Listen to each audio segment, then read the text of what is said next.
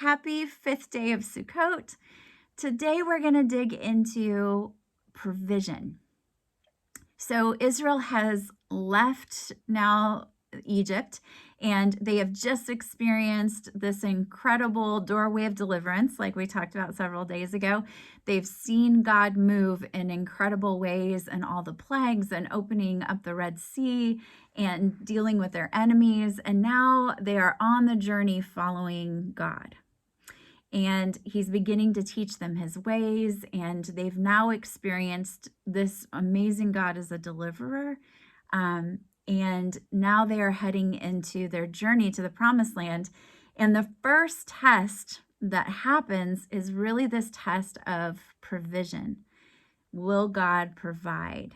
Is he a provider? And what's interesting about this test, all of the disciples of Jesus, of the God of Israel, will go through this test of provision in some way. But really what God's trying to expose in these moments is what we truly believe about him, where our faith lies, and what's really in our hearts. And so provision is not hard for God. He created the whole universe. So what these moments of seemingly moments of lack expose in us is what we believe about him and where our relationship with him truly is. Ultimately, Israel, as they question God's ability to provide, they're questioning his heart as their shepherd. And we can all have moments of that. So we're going to look at Psalm 78, where Asaph is giving a whole history of Israel's journey. And so we're going to start in verse 12 through 23, because it's a great kind of overview of what this journey was like in their wrestling match with the Lord. So it says, he had done wonderful things in the presence of their ancestors in the land of Egypt in the region of Zon. He split the sea and made them pass through. He made waters stand up like a wall. He also led them by day with a cloud and all night long with a light from a fire. And we talked about that with guidance. He broke apart the rocks in the desert and let them drink as if from boundless depths. So this was the first situation they come to. Actually, the second water situation they come to. The first, Moses throws the stick in the water and it becomes drinkable. This is the second test of water. Yes, he brought them streams out of a rock, making water flow down like rivers. Yet they sinned still more against him, rebelling in the wilderness against the Most High. In their hearts, they tested God by demanding food that would satisfy their cravings. Yes, they spoke against God by asking, can God spread a table in the desert? True, he struck the rock and water gushed out until it overflowed. But what about bread? Can he give that? Can he provide meat for his people? Therefore, when the Lord heard, he was angry, and fire blazed up against Jacob, and his anger mounted against Israel, because they had no faith in God, no trust in his power to save. So he commanded the skies above and opened the doors of heaven and rained down manna on them as food, or manna as food. And he gave them grain from heaven. Mortals ate the bread of angels. He provided for them to the full. He stirred up the east wind in heaven and brought on the south wind by his power and rained down meat on them like dust. Birds flying thick as the sand on the seashore, he let them fall in the middle of their camp, all around their tents. So they ate until they were satisfied, and he gave them what they craved. They were still fulfilling their craving. The food was still in their mouths when the anger of the Lord rose up against them and slaughtered their strongest men, laying low the young men of Israel. Still they kept on sinning, putting no faith in his wonders. Therefore he ended their days in futility and their years in terror. When he brought death among them, they would seek him. They would repent and seek God eagerly, remembering that God was their rock. that he was their redeemer. But they tried to deceive him with their words. They lied to him with their tongues, for their hearts were not right with him. And they were unfaithful to his covenant. Yet he, because he is full of compassion, forgave their sin and did not destroy. Many times he turned away his anger and didn't rouse all his wrath. So he remembered that they were but flesh, a wind that blows past and does not return. So that's up to verse 39. So a couple of phrases stood out to me in this. Can he? That question. Can he provide bread? Can he give meat? It says they put no trust in his power to save. They put no faith in his wonders. So though they had experienced these things, they hadn't actually placed their faith in him, that he would continue to do this, that this is who he was. They tried to deceive him with their words when their hearts weren't right. We can so often do that. I know I've done that, where you say all the right things, but your heart doesn't really believe it. They were unfaithful to his covenant in that they refused to obey what the Lord told them. Even when these discipline moments came as a result of their lack of faith, they wouldn't obey what Moses told them to do, what the Lord told them through Moses to do on the back of that.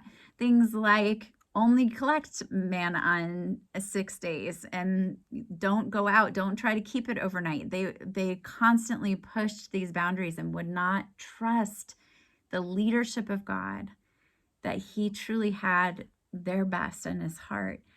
And so it says they rebelled against him. They challenged him. And I think the verses that stood out to me the most, that I think we have to keep in mind when we hit these moments of the test of provision in our lives. It says, repeatedly they challenged God. This is verse 41. And pained the Holy One of Israel. They didn't remember how he used his hand on the day he redeemed them from their enemy, how he displayed great signs and wonders. So it says they grieved him and they pained him.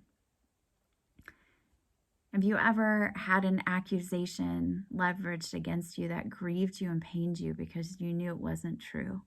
This reality of God over and over again providing for his people, doing miraculous signs for them. And in spite their complaining, in spite the ways that I can complain and forget God's goodness, it actually grieves his heart. And so it's a big accusation against the heart of God as our shepherd. So I thought we would compare and contrast this experience with what David says about the Father in Psalm 23. This will be familiar to all of us, but this is the truth.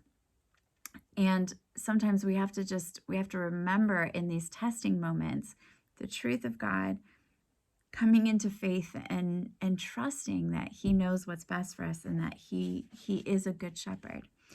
So this is Psalm 23. The Lord is my shepherd, I lack nothing.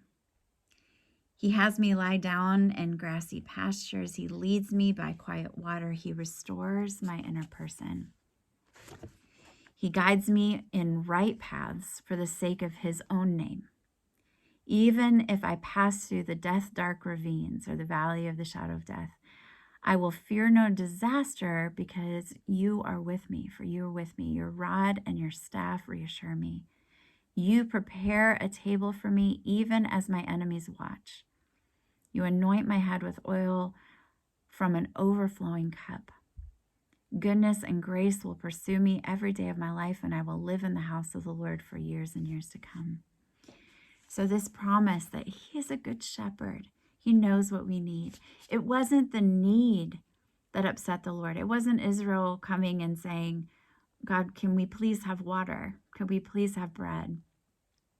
Trusting that God knew their needs and would provide. Instead, they questioned his ability to provide it.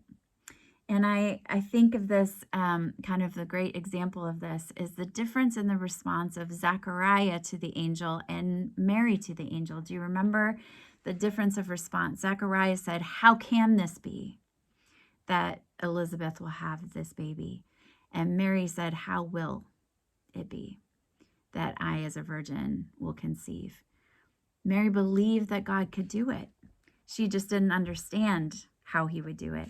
And Zechariah's question, the how can he, is a question that says, I don't believe, God, you can do this.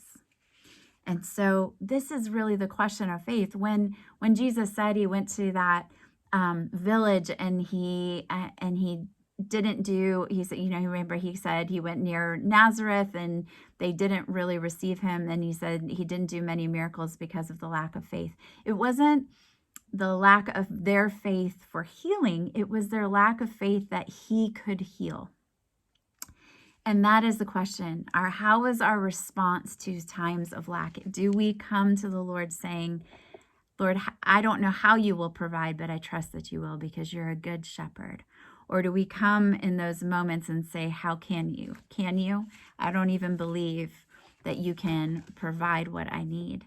And so we need to make sure in these moments of testing and provision that we are the ones that say, Lord, I trust you. I don't see how you're going to provide, but I know that you will because this is who you are. So I invite you today to remember moments where he has provided mightily for you. And if there's a moment that he brings up, and I've had many of these moments where you've fallen into that ditch of asking the how can he, repent, come back to him, come back to that Psalm 23 reality of his goodness and his faithfulness, that we truly know no lack because we have a good shepherd, and that we can rest in that truth even when we don't understand that he's about to split open a rock or that he's about to split open an ocean before us, but we can rest and trust in knowing his character, that he is good, that he is our provider. So thank you, you guys. Have a great 5th day of Sukkot, and we will see you back here tomorrow.